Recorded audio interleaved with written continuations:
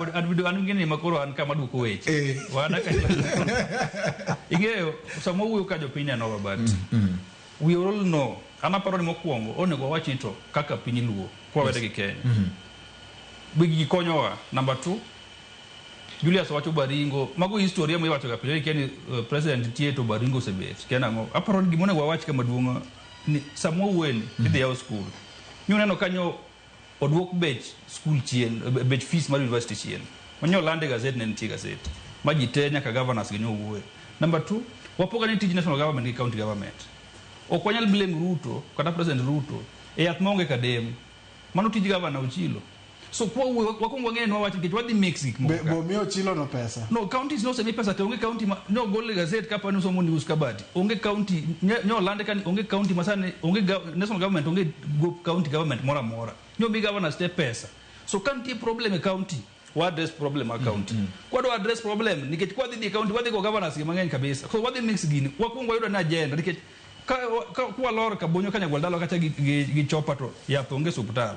Problem ena mar governor ok mar president kitchen no se mi governor pesa mar county hotere ya nini hospital yes koro kwado mix gi to dhi ketho wala yudo ne line mar wache ni maduong' ni pesa mwabiro gi apa ne giwuok kure that is number 1 koro magi to bende gisekonyo bende ginyalo konyo number 2 giwuok kure ne moke wachi